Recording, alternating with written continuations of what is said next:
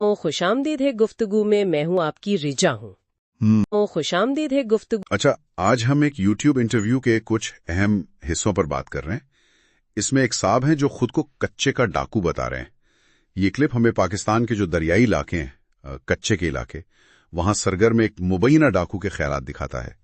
مطلب وہ خود کیا سوچتا ہے، اپنے کام کو کیسے دیکھتا ہے، یہ سمجھنے کی کوشش کریں گے۔ جی بالکل، اور یہ واضح کرنا ضروری ہے کہ ہم صرف اسی انٹرویو میں جو کہا گیا ہے اسی پر بات کر رہے ہیں، کوئی باہر کی معلومات یا تصدیق نہیں، صرف اس شخص کا اپنا بیان، اس کی اپنی کہانی۔ تو سب سے پہلی بات جو مجھے کافی دلچسپ لگی وہ یہ تھی کہ وہ خود کو مجرم نہیں مانتا۔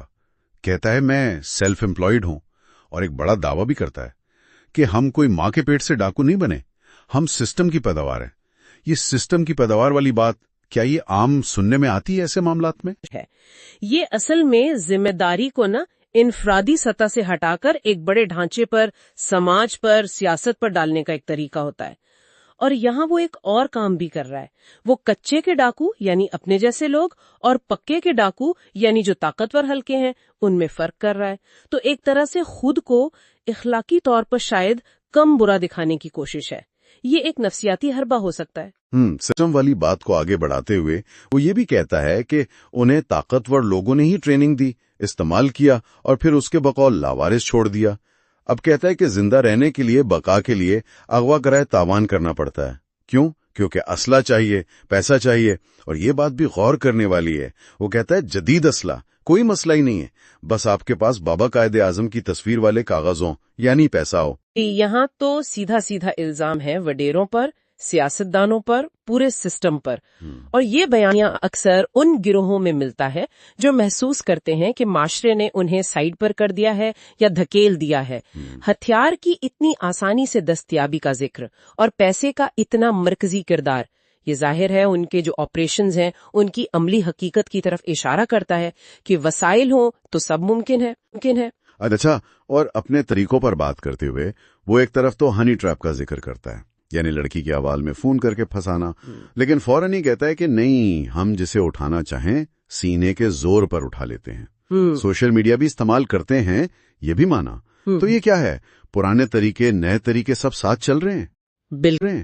بالکل، یہ بہت اہم نکتہ ہے کہ کیسے جرم کی دنیا بھی ٹیکنالوجی کو اپنا رہی ہے۔ وہ روایتی طاقت کا استعمال سینے کے زور پر وہ بھی ہے، اور ساتھ میں یہ سوشل میڈیا، ہنی ٹریپ جیسے نئے حربے بھی ہیں۔ تو یہ ان کی آپ کہہ لیں حکمت عملی بدل رہی ہے یا وسیع ہو رہی ہے۔ اور ان کا یہ دعویٰ کہ گینگز خود نہیں بنتے، بنائے جاتے ہیں، اور پھر بنانے والوں کے ہی گلے پڑ جاتے ہیں، یہ تو بہت۔ اب اس میں کتنی سچائی ہے یہ الگ بحث ہے، لیکن یہ ان کے نقطہ نظر کا ایک اہم حصہ ضرور ہے۔ ہاں، یہ واقعی سنگین بات ہے۔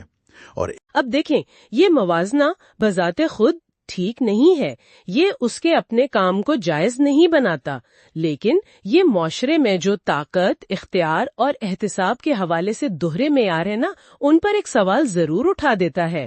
وہ اپنی مجرمانہ سرگرمیوں کو اور جو اشرافیہ کی مبینہ کرپشن ہے ان کو ایک ہی سطح پر لا کر دکھانے کی کوشش کر رہا ہے، ایک طرح کی آپ کہہ لیں جھوٹی اخلاقی برابری قائم کر رہا ہے۔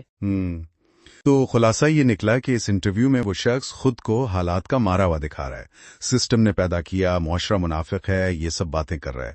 اور یہ بھی یاد رکھنا چاہیے کہ اصل جو یوٹیوب کلپ تھا اس کے میزبان نے آخر میں امن کی بات کی تھی، اور جو اصل مسائل ہیں، غربت، جہالت، بے روزگاری، ان کو حل کرنے پر زور دیا تھا۔ بالکل، یہ انٹرویو ہمیں ایک بہت پیچیدہ مسئلے کا صرف ایک رخ دکھاتا ہے، اور وہ بھی ملزم کی اپنی زبانی۔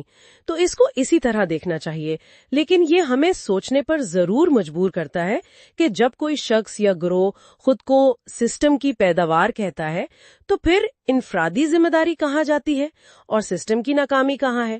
ان دونوں کے درمیان وہ لکیر کہاں کھینچی جائے؟ یہ ایک مشکل سوال ہے جس پر غور کرتے